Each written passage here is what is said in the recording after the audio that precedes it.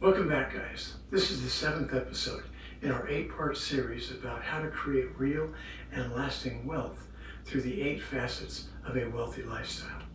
Today we're digging into the paradox of how giving actually enhances your personal wealth. It sounds impossible, but it's true. That's the paradox. Dr. Albert Schweitzer said, "The only ones among you who will be really happy are those who will have sought and found how to serve." In today's video, I'm going to reveal life-changing principles from my new book, The Wealthy Heart, A Guide to Abundance Through Serving Others. Stick around to the end of the video and I'll explain how you can get your copy of my new book absolutely free. If there's one video that could enhance the meaning of your life this year, this is it. Stay tuned and discover the power of expressing your love for humanity through service, generosity, charity, and selflessness. I want to talk about the intricate chemical processes that occur in our brains when we are engaged in acts of kindness, love, and service. It turns out that when you give selflessly, your brain responds with a cascade of positive neurochemical reactions. Feel-good neurotransmitters such as dopamine, serotonin, and oxytocin are released, creating a natural high often referred to as the helper's high. These neurochemicals not only elevate your mood, but also promote a sense of connection and well-being. Science has shown that the single act of giving can lead to a surge in these feel-good chemicals, leaving you with a sense of euphoria that surpasses any fleeting material gain that you might experience by focusing all your energies exclusively on earning more money. One study published in the American Journal of Public Health found that giving time and assistance to others actually reduced the mortality risk tied to stress, a known risk factor for many chronic diseases. According to the study, which looked at about 845 individual adults in the Detroit area, stress did not predict mortality for participants who had helped others within the previous year.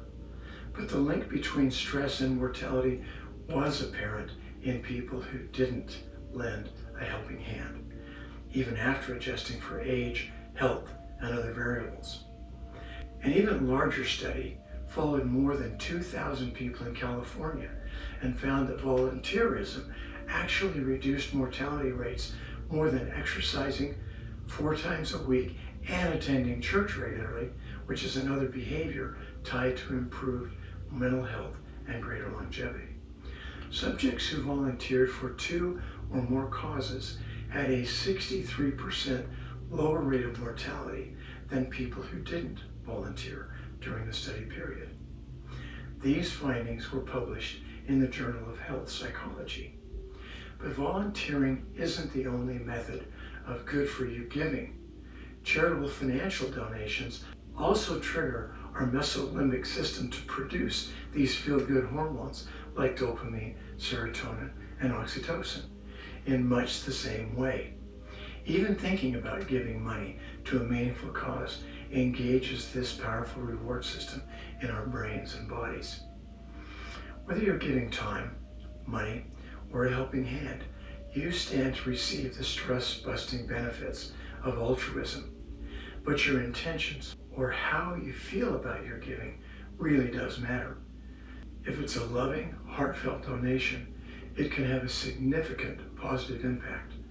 But if it's given for the wrong reasons, you miss out on the benefits.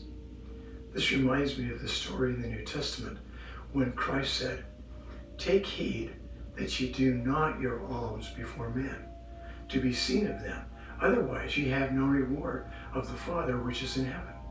Therefore, when thou doest thine alms, do not sound a trumpet before thee, as the hypocrites do in the synagogues and in the streets, that they may have glory of men. Verily I say unto you, they have their reward. But when thou doest alms, let not thy left hand know what thy right hand doeth, that thine alms may be in secret, and thy Father which seeth in secret himself shall reward thee openly. This kind of meaningful giving, or even contemplating such heartfelt generosity, takes your focus off yourself and things that may weigh you down from day to day. Writing a check in hopes of lessening your stress without thought as to where the money is going likely won't be as effective as giving from your heart. When you're able to give part of yourself in a selfless manner, the potential windfall can be really significant, and it comes relatively easily. When giving selflessly, people say that their friendships are deeper, they sleep better at night, and they're able to handle life's obstacles that get thrown at them.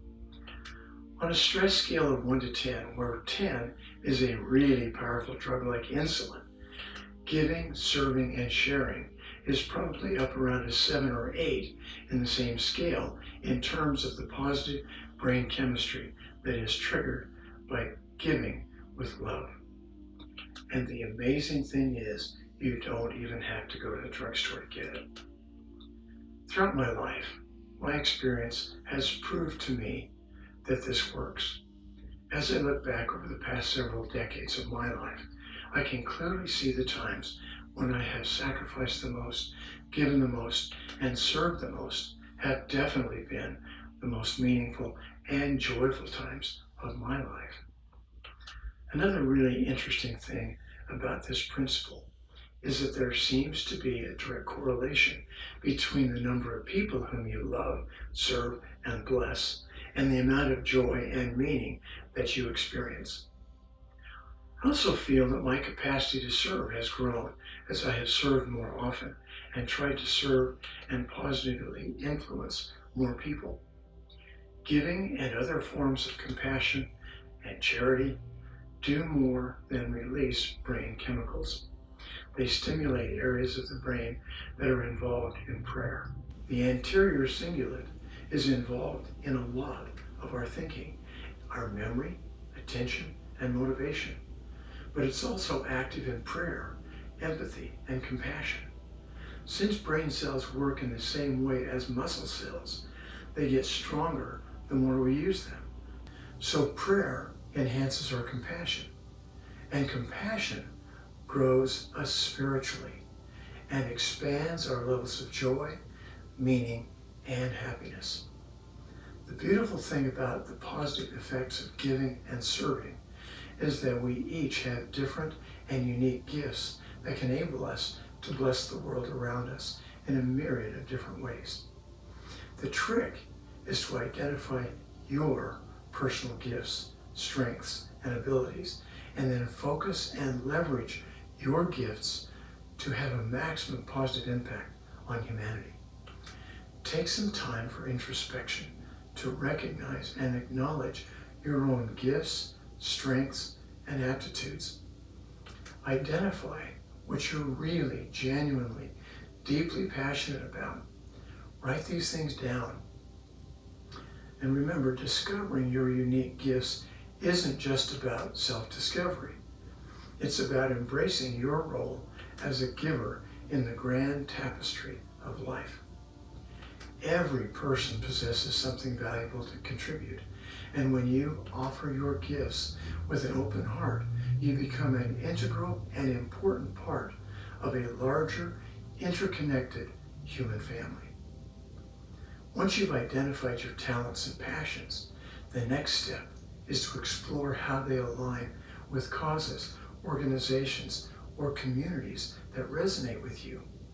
It's important to find your sense of purpose in your service journey and how your unique gifts can be a powerful tool for effecting positive change in the world around you.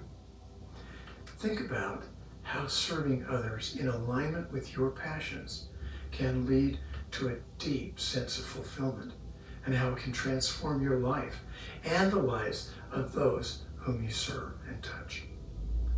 In my new book, The Wealthy Heart, A Guide to Abundance Through Serving, I share several real life stories of individuals who have done just this.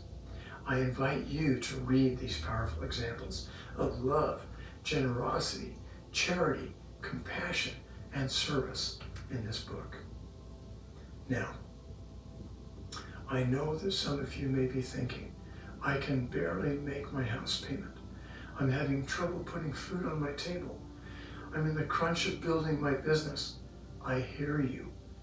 This is why in the beginning of this video, I told you that we would be talking about the paradox defined as a seemingly absurd or self-contradictory statement or proposition that when investigated or explained may prove to be well-founded or true. So here's the paradox. When we allocate a portion of our time, energy, resources, or money to help others instead of having less time, energy, resources, or money, we end up having more of each. It's not a zero-sum game, often cited in game theory, in which one person's gain is equivalent to another person's loss. For example, if I had $10,000 and I gave $1,000 to a homeless person, he would then have $1,000 and I would have $9,000. Logic might dictate that this is what happens. I'm poorer and he's richer. In Psychology Today, Alison Bond Shapiro reports that generosity is not a zero-sum game. She said, generosity, when practiced regularly, creates abundance, not debts. There are no losses. Everybody winds up with more. This happens because generosity changes the giver as much or as more than the person receiving the gift. If I give something to you and don't count the cherries, I change the way I experience the world. When I give in this way, my heart opens. When my heart opens, my mind opens. I begin to see the world as much more than a narrow place. The law of abundance often underscores this principle that giving is a way to receive. When people give generously, whether in terms of time, resources, or kindness, they are believed to create a flow of abundance in their own lives. This idea is often summarized with the phrase, the more you give, the more you receive. Remember, I promised to tell you how you could receive a free copy of my new book, The Wealthy Heart, A Guide to Abundance Through Serving. Well, here's how it works. Just scan this QR code and you will be taken to a screen where you can simply click on my email to send me your email address. When I receive your email, I will send you a PDF version of the book, absolutely free. I hope that you will get your copy today. If you prefer a physical copy, you can grab one on Amazon. Remember, your journey toward a wealthier, more fulfilling life begins when you shift your focus outward to loving more, sharing more, and serving more. I hope that you will make this shift today. I want you also to know how much I appreciate you watching and being a part of our rapidly growing community. If you haven't subscribed yet, I hope that you will today. Let me leave you with a quote I found recently that really resonated with me.